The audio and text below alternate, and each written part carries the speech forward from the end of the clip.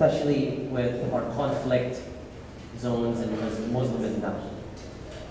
Just recently, I was engaged with the chairman of the Good Friday Agreement Implementing Committee, Dominic Hannigan, and he is generally interested in the academic formation of the Philippine legal academia. When I was wearing the hat of one of the negotiators on behalf of the local governments in Lanao during the peace forum, the peace talks with the MILF and the road commanders last September 9. Yes, we've rubbed shoulders with some of the more moderate road commanders, and I'm working through key congressmen and senators to increase visibility on scholarship with respect to the conflict zones of Muslim Mindanao.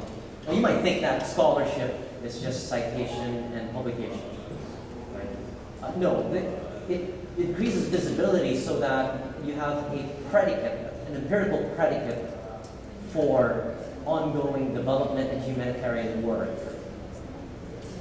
So, papers published by the journal are being cited, which was cited by the International Alert London in conjunction with the University of Ulster during their consultative papers delivered before the Supreme Court on how to manage the peace process.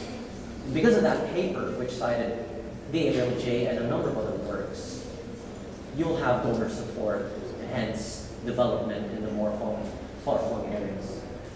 So I'd like to encourage you to think beyond the frontiers of purely academic ripple effects.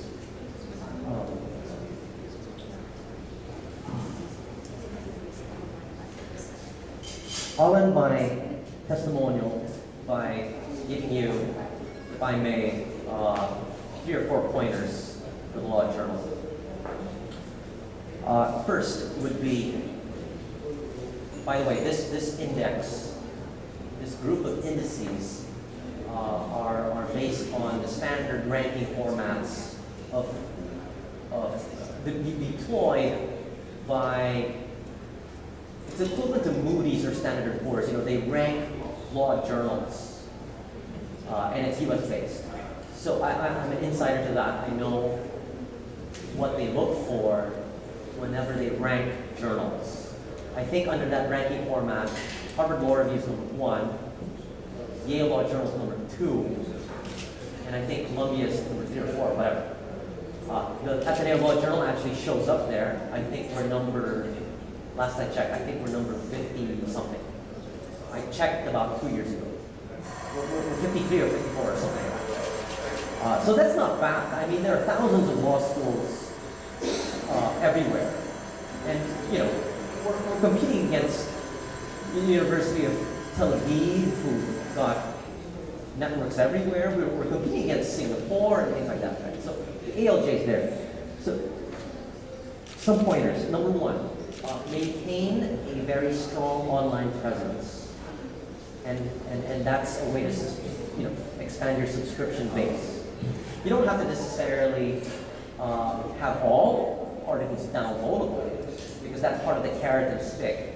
You know, subscribe to us online and give us money, and therefore will allow you a peek, a sneaker peeker of what we have. All law journals do that actually. Number 2, take, as members of the Law Journal, take your article writing seriously. Very, very seriously. You are in a privileged position.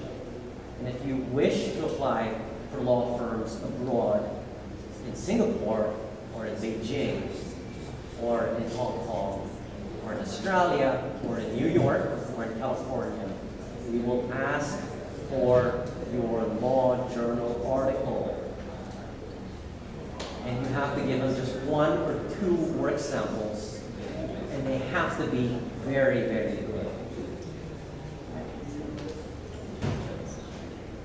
If you're a part of the ALJ, of course, you get first crack, right? And you get to decide on all these things.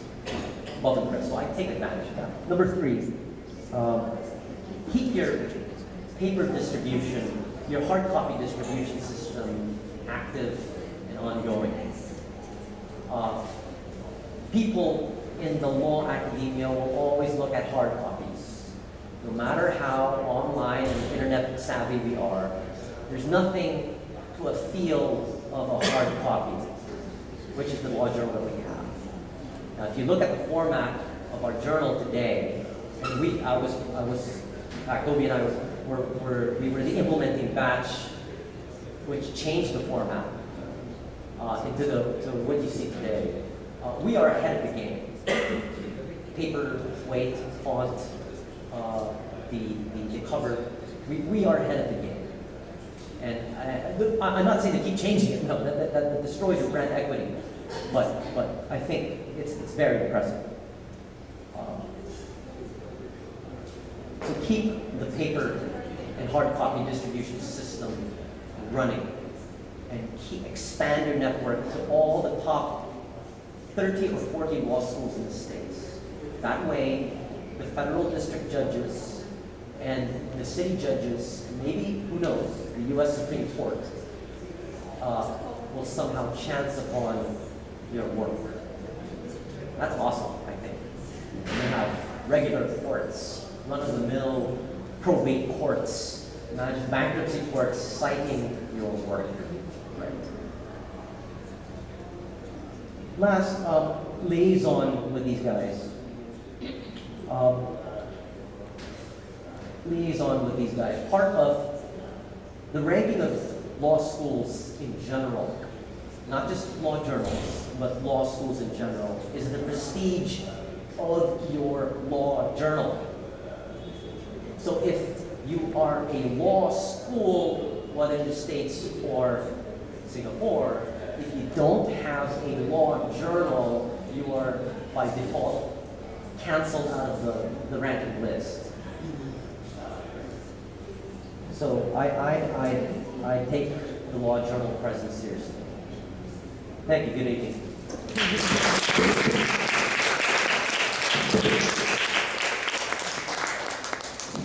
Thank you, Atty. Tupaz.